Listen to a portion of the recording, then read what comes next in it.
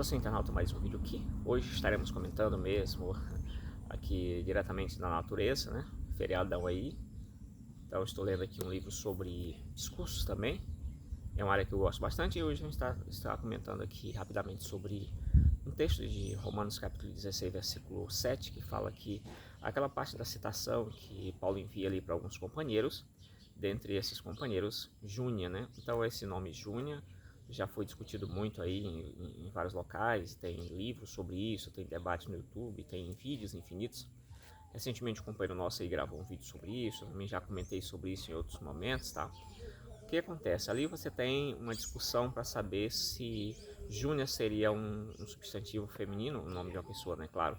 Se seria um substantivo feminino ou um substantivo masculino. Sendo um substantivo feminino, claro, você reforça a ideia de que aquela pessoa era importante entre os apóstolos, talvez até mesmo alguém ali do grupo, né? Pertencente ao grupo dos apóstolos. Beleza, e aí você muda totalmente a configuração. Naturalmente, aquilo ali é visto como sendo um homem, né? Naturalmente é vista como sendo um homem. Se você pegar vários léxicos aí, que inclusive já apresentei isso em debates no WhatsApp, talvez um vídeo ou outro ali aqui mesmo na plataforma, você pega vários léxicos, você tem a indicação de que aquilo ali é um homem. Porém, entretanto, todavia, existe uma defesa ali e com aquela velha questão, aquele texto realmente reforça o ministério feminino ou não? Né? Nesse vídeo eu vou estar argumentando por que aquele texto deve reforçar a tese de ministério feminino, tal, que mulher pode ser pastora, esse tipo de coisa. Então a gente vai estar comentando sobre isso aí. O que acontece ali? Quando você pega, repito, os léxicos, boa parte dos léxicos, eles vão dizer que aquilo ali se refere a um sujeito, uma pessoa, um masculino.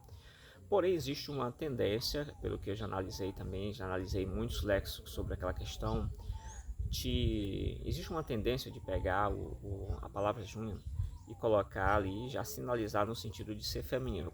Eu vou dar um exemplo aqui.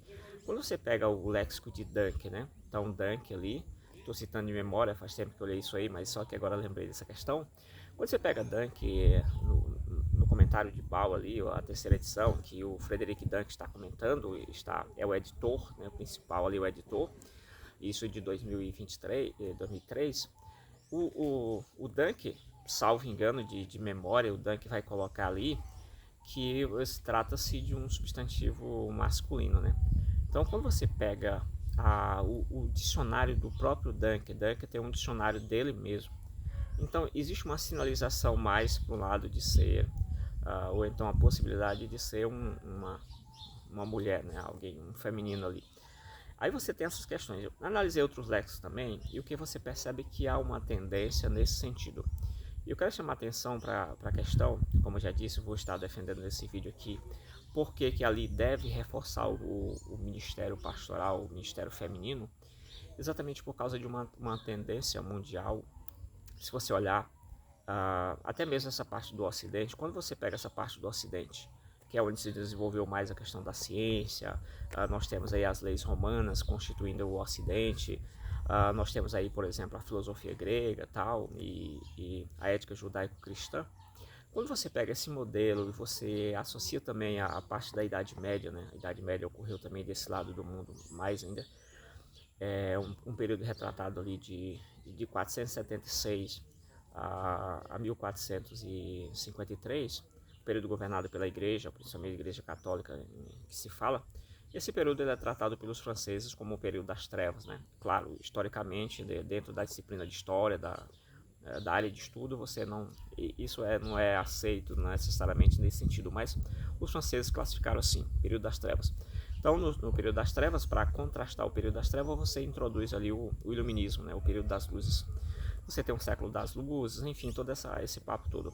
A questão, quando você olha a estrutura mundial, ela mudou drasticamente. Quando você pega um autor chamado Bauer, né, que é um polonês, um sociólogo, um estudioso aí muito respeitado, né, chamado Bauer, ele tem uma teoria chamada sociedade líquida, né?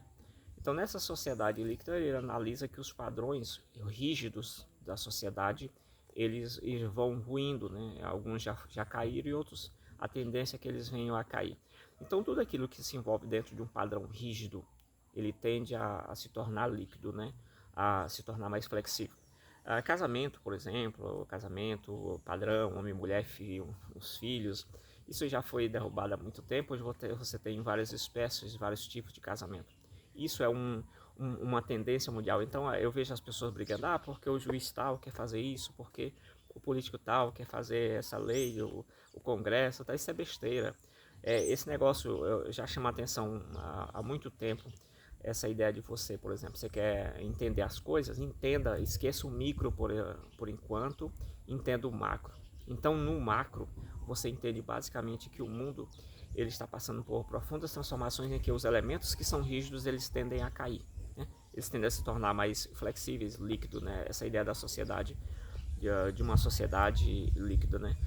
Então, o Bauer analisou muito bem isso aí, né? Como disse, um autor muito respeitado, e você percebe em outros autores essa ideia de que você tende a igualar todas as pessoas tendo os mesmos direitos, as mesmas oportunidades, enfim.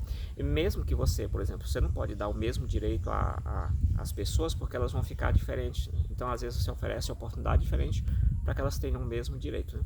Por exemplo, uma pessoa que estuda, eu estou no interior aqui, uma pessoa que estuda no interior, ela tem um direito de ter um transporte escolar. Assim acontece na cidade, mas estou dando exemplo aqui.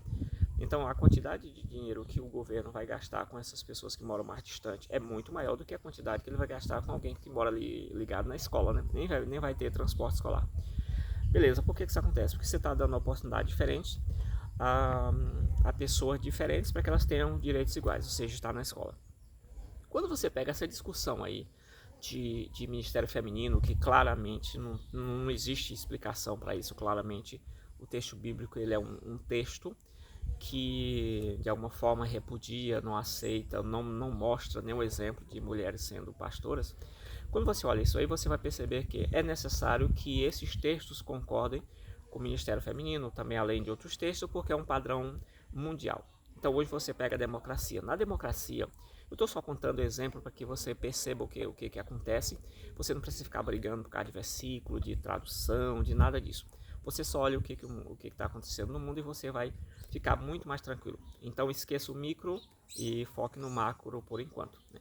Se você entender o macro, você vai entender o micro. Às vezes, sem nem ter lido nada, você já entendeu o que pode estar acontecendo ali. Beleza, então você tem essa questão. Hoje é feio no cristianismo essa questão.